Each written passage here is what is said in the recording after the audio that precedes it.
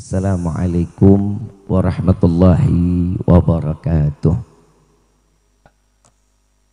Yang sama kita muliakan dan kita hormati para alim ulama, para kiai, para sesepuh, para tokoh masyarakat yang selalu kita harapkan doa serta keberkahannya, yang insya Allah mudah-mudahan Allah panjangkan umur, sehat, afiah, diberkahkan kehidupan dunia wal akhirah, dan insya Allah mudah-mudahan kehadiran beliau-beliau di tempat ini penyebab turunnya rahmah, taufik dan hidayah dari Allah. Amin ya rabbal alamin. Salam ta'zim tak lupa kami sampaikan khusus kepada jajaran pemerintah daerah, baik Bapak RT, Bapak RW, Bapak Kepala Desa, Ketua BPD atau yang mewakilinya.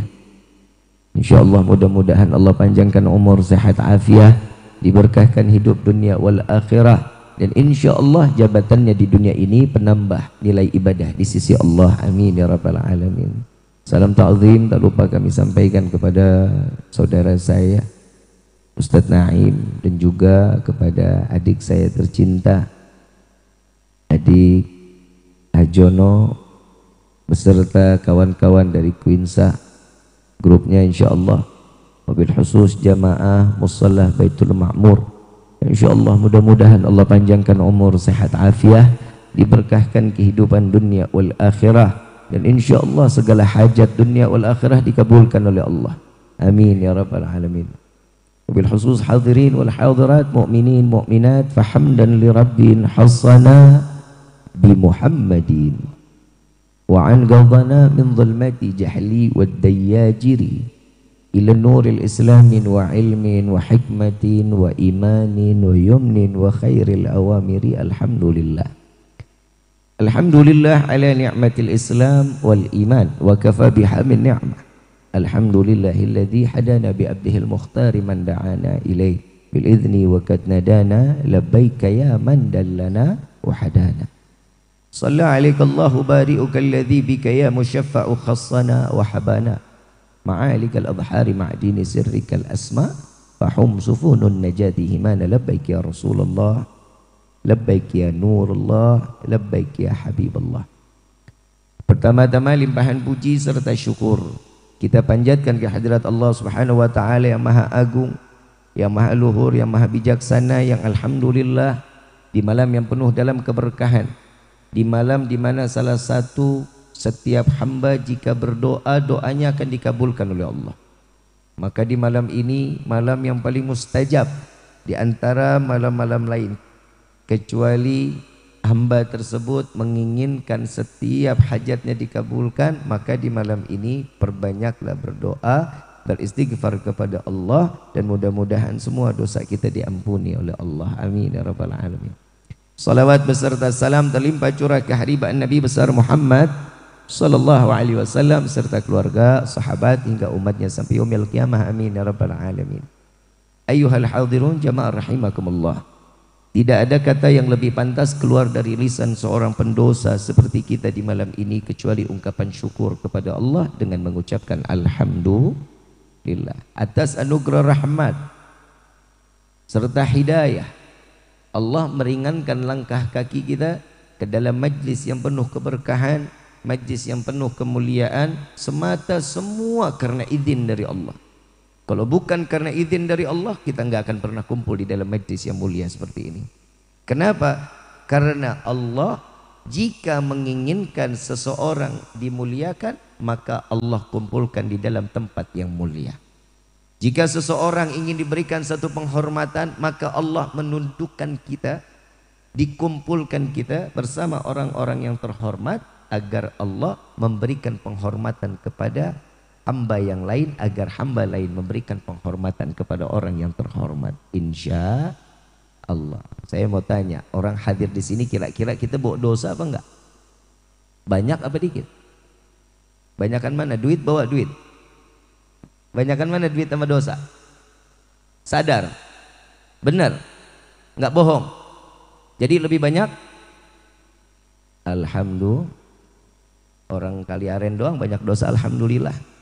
Orang di mana-mana banyak dosa, astagfirullah. Tapi nggak apa-apa, yang penting ngaku. Kalau udah ngaku berarti hambanya masih punya iman. Yang bahaya bikin dosa tapi nggak ngaku. Ini yang bahaya. Kenapa? Naudzubillah min dzalik, takutnya imannya diambil oleh Allah, mati keluar dari dunia ini tanpa membawa iman. Naudzubillahi min dzalik. Dan di malam ini khususnya Musalla Baitul Ma'mur mengadakan memperingati Isra wal Mi'raj Nabi Muhammad sallallahu alaihi wasallam. Habib, perlu apa sih untuk kita memperingati Isra wal Mi'raj? Memperingati Isra wal Mi'raj yang pertama untuk mengingat apa yang telah dihadiahkan oleh Allah kepada Nabi sallallahu alaihi wasallam. Dengan cara Allah membahagiakan Nabi Muhammad sallallahu alaihi wasallam. Yang kita ceritakan tentang hadiah yang besar yang dipikul oleh Rasulullah, diberikan hadiah ini dititipkan kepada Nabi untuk umat Nabi Muhammad sallallahu alaihi wasallam. Allah Subhanahu wa taala dalam Al-Qur'an mengatakan, subhanalladzi asra bi 'abdihi lailan minal masjidil haram ilal masjidil aqsa alladzi barakna haulahu linuriyahu min ayatina innahu huwas samiul basir. Allah menyatakan di dalam Al-Quran, Maha suci Allah yang memperjalankan seorang hamba di waktu malam.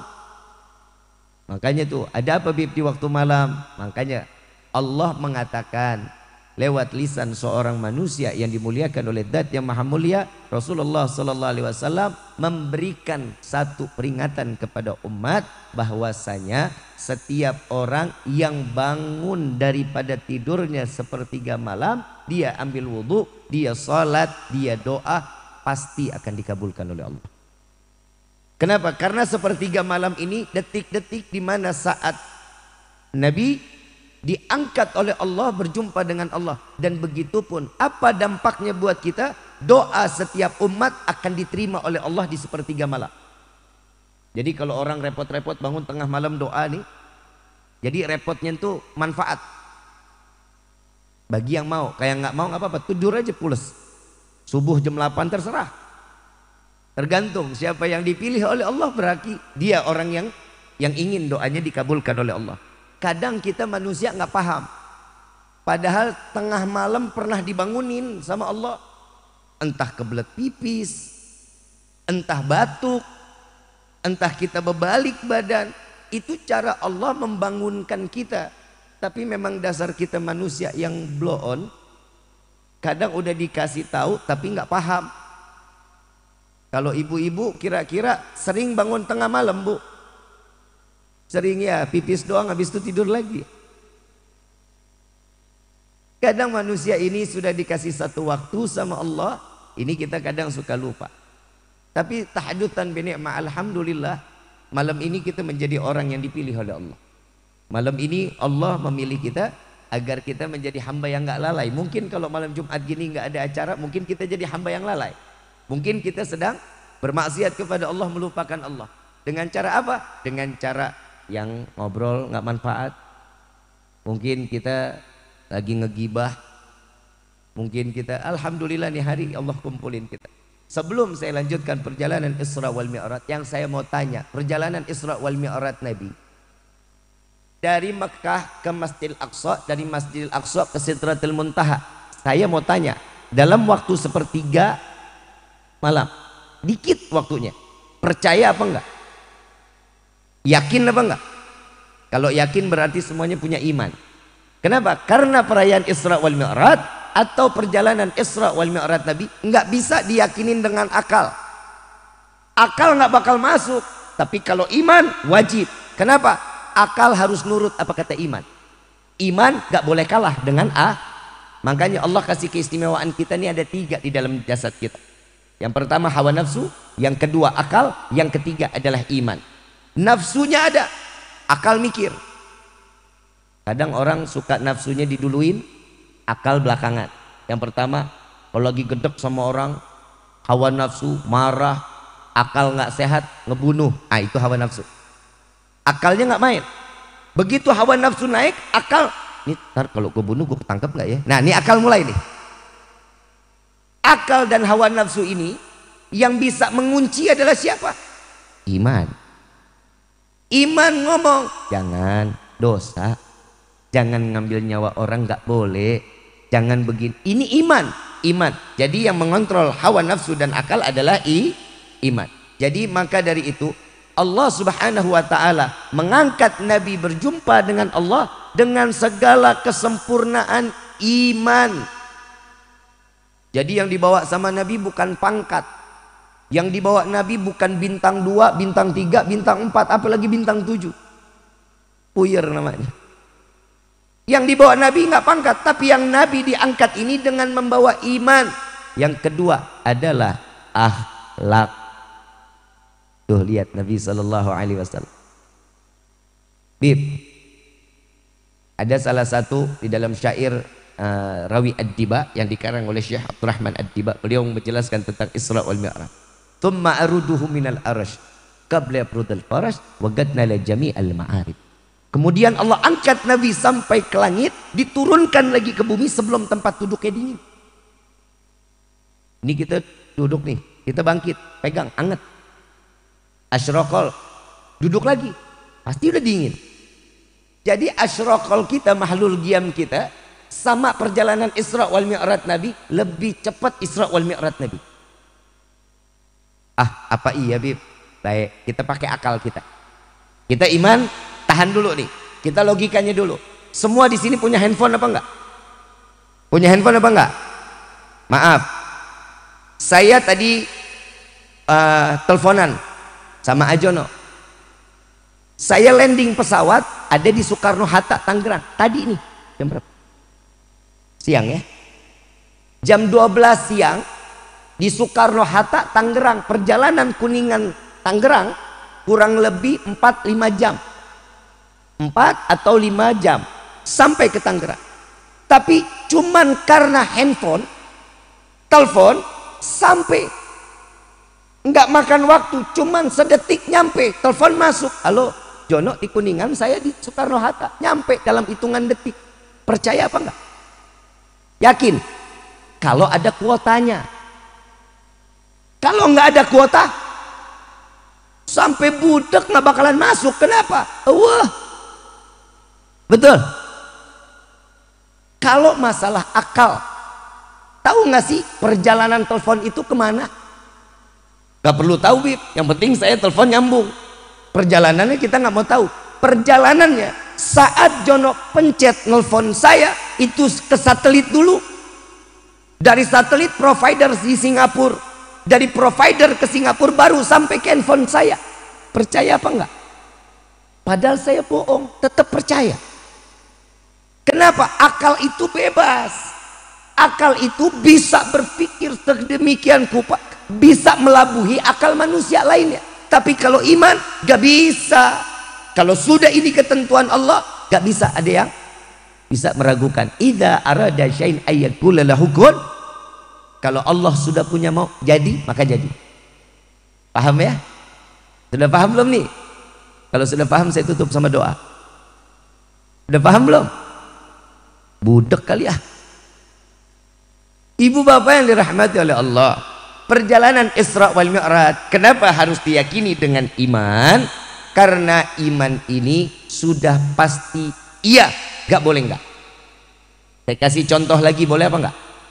Boleh ya. Tahu air seni, air pipis, najis atau suci?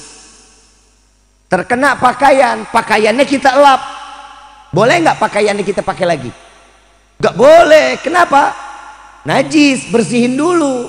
Sudah bersih baru dipakai lagi, boleh. Yang kedua ada namanya air mani. Tahu air mani? Air mani suci atau najis?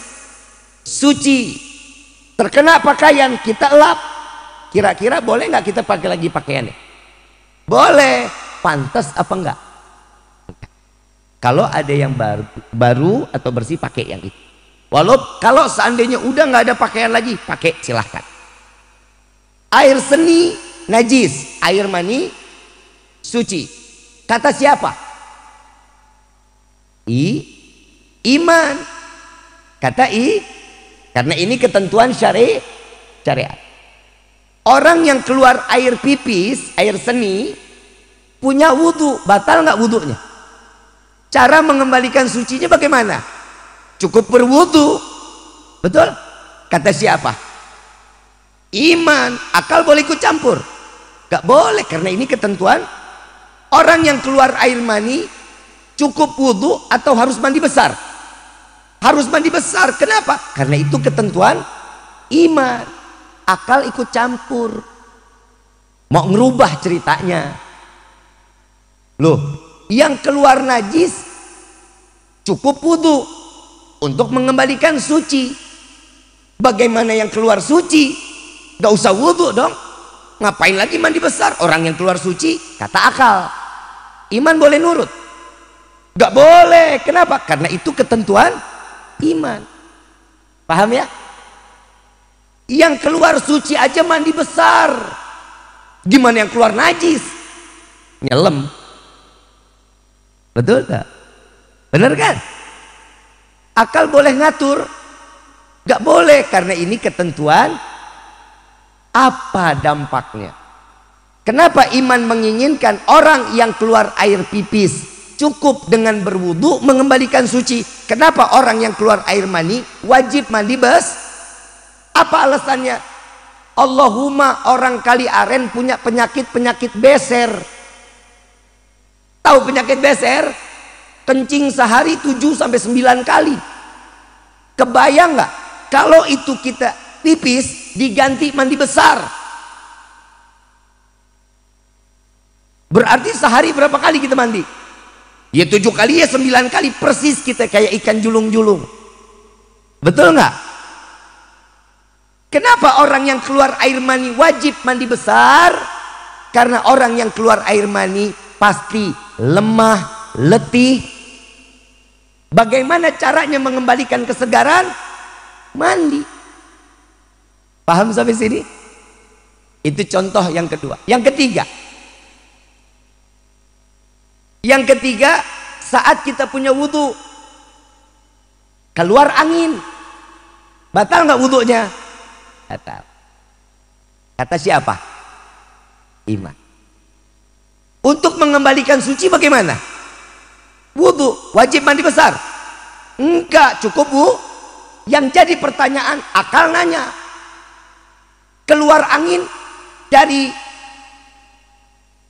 apa? Dari atas? Dari atas apa dari bawah keluarnya? Dari bawah. Yang jadi pertanyaan, kenapa yang keluar bawah kok yang dibasuh muka?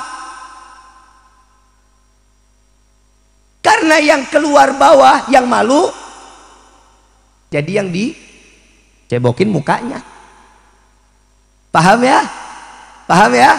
Ini semua ketentuan akal nggak boleh ikut Begitupun perayaan Isra wal Mi'raj. Ada yang mengatakan ruhnya Nabi yang berangkat. Ada yang bilang mengatakan itu ilham dari Allah. Kalau dikatakan ruh yang berangkat atau ilham yang berjumpa dengan Allah, Allah pasti nggak bakal abadikin di dalam Al-Quran subhanalladzi asra bi abdihi. Nggak mungkin. Kenapa? Karena Allah mengatakan subhanalladzi asra bi abdihi. Kalau yang dikatakan abdi adalah hamba. Yang namanya hamba, ruh dan jasad menjadi satu, itulah Yang saya mau tanya sekarang, kita ini hamba Allah apa bukan? Kata siapa?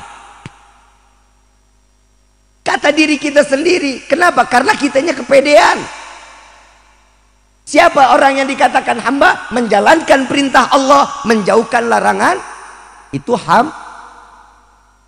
paham ya?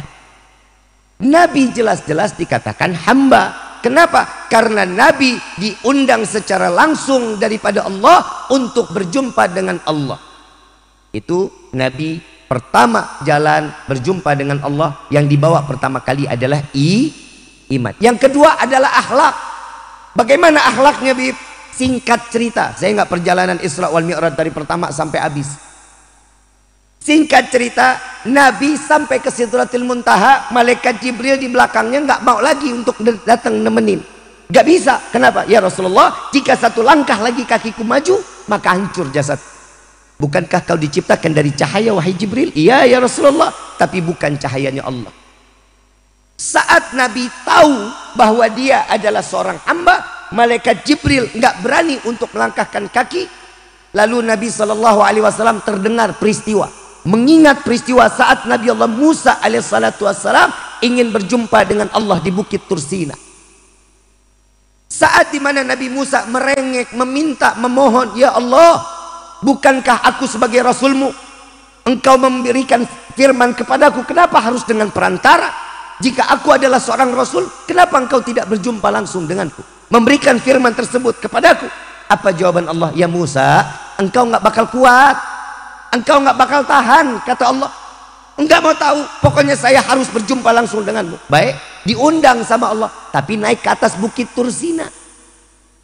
Ya udah, ya Musa, kalau jika engkau ingin berjumpa denganku, naik ke atas Bukit Tursina. Lari Nabi Musa. Begitu lari Nabi Musa naik langkah kaki ke atas Bukit Tursina, di-stop sama Allah. Ya Musa, tahan dulu.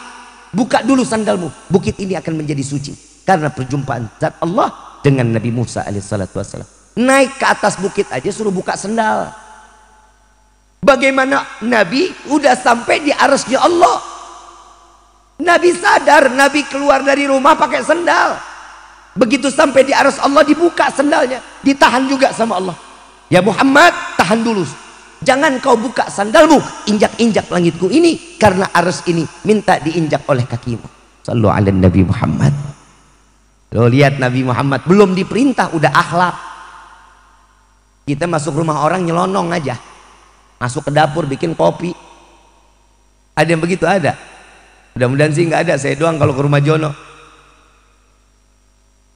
Itu kadang manusia begitu, tapi Nabi yang dibawa adalah akhlak. Dan begitu Nabi masuk, langkahkan kaki, at-tahiyatul mubarakatus salawatut thayyibah. Ini akhlaknya Nabi. Tahu diri, masuk ke tempat orang yang mulia, zat yang maha mulia, dengan salam yang mulia. Dan itu mendapat jawaban langsung dari Allah. Assalamu alayka ayyuhan nabiyyu wa rahmatullahi. Tuh lihat, salam sejahtera wahai nabiku, disanjung oleh Allah. Limpahan rahmat kasih sayangku kepadamu, limpahan keberkahanku aku serahkan kepadamu. Coba lihat tuh, Allah nyanjung Nabi secara langsung. Kita sering disanjung sama orang kalau lagi ada butuhnya. Ih, ibu mah gelis sekarang mah makin muda. Bapak mah makin gagah banget sekarang ya. Pinjam 100 bisa, biar silaturahmi nggak putus. Tuh coba kita lihat, kita disanjung orang kalau lagi ada butuhnya. Tapi Nabi disanjung oleh Allah, Nabi sadar, makin nunduk. Dijawab lagi oleh Nabi, assalamu alayna wa ala ibadillah. Tuh lihat, sallu ala Nabi Muhammad. Indah percakapan Nabi. Ini namanya yang cinta berjumpa dengan yang dicintai. Ini namanya cinta disambut, bersambut. Ini cinta yang bersambut. Kalau cinta bertepuk sebelah tangan kan nggak enak. Yang namanya cinta itu kan kalau tangan kanan ketemu tangan kiri, begitu digebuk kan ada hasil bunyinya. Coba tangan kanan ngayun sendiri, kapan kagak bakal ada bunyi, kecuali ke pipi orang. Ini kadang manusia ini. Makanya Nabi SAW yang dibawa adalah satu, Nabi diutus oleh Allah sebagai pembawa peringatan dan juga kabar gembira. Bu, Neng, ada kabar nih dari Nabi, mau denger nggak? Oleh-oleh pulang dari Isra Mi'raj. Gara-gara perempuan Nabi nggak makan 3 hari 3 malam. Siti Fatimah datengin Rasulullah, ya Rasulullah, kenapa engkau nggak makan selama 3 hari? Hanya ibadah nangis, ibadah nangis. Ada apa denganmu ya Rasulullah? Apa jawaban Nabi? Bu, Neng, simak baik-baik nih. Ya Fatimah, bagaimana aku bisa makan? Bagaimana aku bisa istirahat? Sedangkan aku dibukakan surga dan neraka, dan aku melihat di neraka paling banyak adalah perempuan. Sieun aing mah. Bu, mau masuk neraka? Mau? Surga mau? Ngimpi. Surga tempatnya laki-laki, Bu. Lah emang, ini lihat muka-mukanya, ini muka-muka penuh dengan belas kasih, muka-muka teraniaya. Bu, mau masuk surga? Mau? Taat sama suami ya, taat sama suami. Apa kata suami? Iya. Ibu nggak usah yang sunnah-sunnah dijalanin, nggak apa-apa. Nggak usah sholat duha, nggak usah sholat taubat, nggak usah puasa sunnah, nggak usah jalanin yang wajib aja. Tapi apa kata suami? Iya. Bisa nggak? Tak dulu bipah, saya istikharah dulu. Istri PA. Kadang begitu manusia itu pengennya yang kontan-kontan. Sholat 5 waktu adalah satu ritual ibadah mi'rajnya seorang hamba kepada Allah. Kalau kita mau mi'raj ya sholat, itu perjumpaan kita dengan Allah. Ini yang bahayanya di diri kita. Sholat 5 waktunya wajib, yang sunnah sering kita kerjain, yang wajib malah kita tinggalin. Ini yang bahaya. Ada tetangga baru banget pengen sholat, lewat lagi dia di depan rumah tetangga, disautin, Mang, tumben. Orang mau sholat dikata tumben. Ibu-ibu lagi datang pengajian, suaminya baru beliin cincin emas 2 gram. Ya Allah, diomongin sebulan sama tetangganya. Ngaji pakai cincin baru, sombong mah. Rame. Bukan orang Kaliaren, bukan. Orang sana tuh. Saya tanya, tuh ibu aslinya mana? Kaliaren. Ibu bapak yang dirahmati oleh Allah, selain ibadah kita yang diharapkan oleh Allah, Allah tidak menciptakan jin dan manusia kecuali untuk ibadah. Cuman ibadah yang Allah minta kepada kita, ibadah. Tapi cuman satu, yang satu Allah minta kita ibadah, tapi kalau kita minta sama Allah banyak setengah mati. Nuntutnya banyak, bukan main. Betul nggak? Kita nggak ditawarin aja sama Allah, nggak ditawarin, milih. Gimana nawar? Allah tawarin nih mau apa? Nabi pernah ditawarin.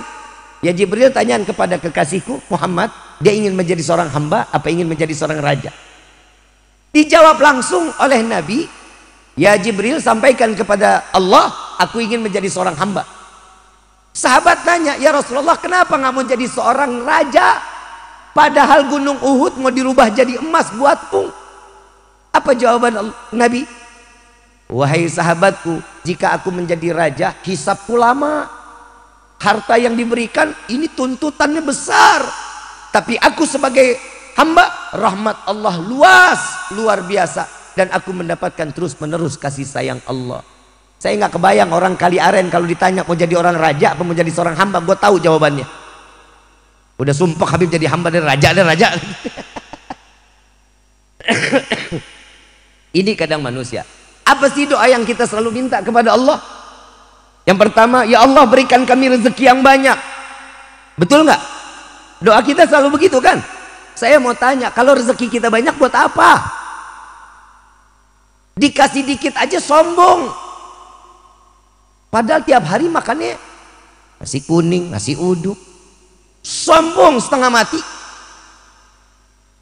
Allahumma, nih malam doa kita dikabulin. Sebelumnya saya mau tanya, kalau kita rezeki banyak buat apa? Ibadah, umroh, haji, sedekah. Karena duitnya Allah, angan-angannya baik. Pengennya ibadah aja. Kalau duitnya ada berubah lagi tuh. Berubah. Duitnya kelihatan banyak ada. Ya nggak bakal sedekah umroh. Tar dulu dah. Perempuan banyak duit skincare selemari. Laki-laki banyak duit kawin deui. Betul tak? Ini kadang kita manusia. Alhamdulillah kita mah hidup enak-enak aja. Jadi orang kaya maka gak enak. Depan CCTV, belakang CCTV, dalam CCTV, depan security, repot. Orang masuk, wah sibuk, kagak ada enak-enaknya. Coba kita alhamdulillah, pintu nggak kekunci, ngablak tengah malam, alhamdulillah, rampok mana dia mau datang. Begitu masuk ngelihat kita begitu juga nitipin duit buat beli beras. Mau ambil TV digebuk dulu baru nyala. Kita mau udah alhamdulillah, syukur aja udah begini aja. Alhamdulillah, udah syukur. La in syakartum la azidannakum wa la in kafartum inna adzabi. Orang yang syukur akan ditambah nikmat sama Allah. Kalau orang yang kufur, ingat azab Allah sangat amat pedih katanya. Itu hati-hati.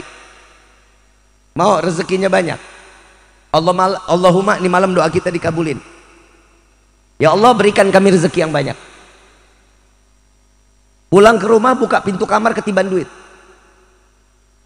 Kaget tuh, kena jantung pae. Manfaat duitnya enggak manfaat. Mintanya gimana? Ya Allah, berikan kami rezeki yang banyak, yang berkah, yang halal, yang tidak akan pernah menjadi fitnah sampai yaumil qiyamah. Ini doa yang diajarkan oleh Rasulullah sallallahu alaihi wasallam. Apalagi yang kita minta? Yang kedua yang kita minta, ya Allah, panjangkan umur kami. Betul nggak? Mau panjang umur? Yang lain mati, kita doang sendirian mau? Mandi sendiri, kain kafan sendiri, ngegelinding sendiri, nguruk sendiri. Gak enak. Jangan salah doa, bahaya. Mintanya apa? Ya Allah, panjangkan umur kami dalam taat kepadamu. Amin. Alah, amin aja kudu disuruh. Yang ketiga doa kita apa sih? Nih, kalau saya bilang doa orang nggak tahu diri. Tahu nggak doa yang ketiga apa? Yang sering banget kita minta. Ya Allah, masukkan kami ke dalam surga. Betul? Betul? Mau masuk surga? Emang pantas? Ama suami jahat, sering nyolongin duit suami, hahaha, boga otak. Yang kita laki-laki Pak, tahu halal tahu haram, duit ngasuk aja ke keluarga kita, ke istri, ke anak. Di rumah pada punya kaca nggak? Punya kaca? Pernah ngaca? Pernah nanya sama yang di kaca? Ini malam pulang ketemu kaca, tanya, siap pantas tak masuk surga? I love you. Saya kangen banget sama Jono, berapa bulan nggak pernah duduk ngobrol-ngobrol. Coba tuh kita lihat, kadang kita nih sadar nggak sadar mintanya surga, tapi kelakuannya ahli neraka. Maaf, saya kasih contoh boleh nggak? Mumpung ada Pak Ku.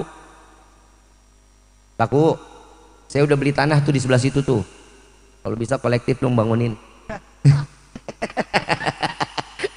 Pak Ku, saya kemungkinan kan pengen pindah ke Kaliaren nih Pak Ku. Kira-kira Pak Ku, saya mau bikin paspor, tapi saya butuh KTP cepet Pak Ku. Pak Ku bisa bantuin saya bikin KTP cepet. Kira-kira berapa lama Pak Ku? Secepatnya. Tuh lihat, secepatnya jadi. Karena butuh. Kita butuh nggak mas surga? Butuh. Kalau kita di dunia, saya bilang sama Pak Ku, saya pengen bikin KTP cepat, bisa? Siapin secepatnya. Karena punya orang dalam, KTP cepat. Nah, lu mau masuk surga, orang dalamnya siapa? Kita masuk surga kudu ada orang dalam. Bukan karena ibadah kita. Nabi aja ngomong, aku dimasukkan ke dalam surga bukan karena ibadahku, kata Nabi. Bukan hasil ibadahku, tapi rahmat Allah yang membawaku masuk ke dalam surganya Allah. Tuh lihat Nabi. Ini Nabi. Mudah-mudahan saya diajarin sama guru saya kalau berdoa mau masuk surga, Al-Habib Ali bin Muhammad bin Husain Al-Habsyi, sahibul Sumtud Durar. Beliau mengatakan di dalam doa, ya Allah, bukan kesenangan semata kami ingin masuk ke dalam surgamu. Bukan bidadari yang membuat kami ingin masuk ke dalam surgamu, melainkan karena ada nama yang berdampingan dengan namamu, maka masukkan kami ke dalam surgamu bersama Rasulullah sallallahu alaihi wasallam. Amin ya rabbal. Mudah-mudahan apa yang disampaikan di malam ini menjadi ilmu yang bermanfaat.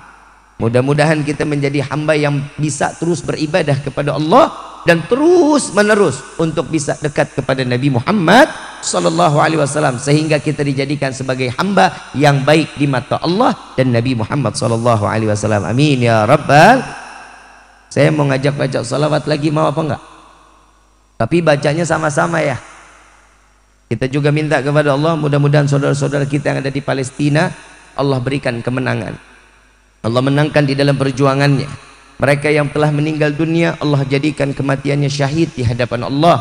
Yang anak meninggalkan orang tua, kita minta semoga mereka anak-anak yang dapat membawa kedua orang tuanya ke dalam syurganya Allah. Dan kita minta kepada Allah, buat para Zionis Israel, Allah hancurkan mereka, Allah porak-porandakan mereka, Allah hinakan mereka dunia wal akhirah. Amin ya rabbal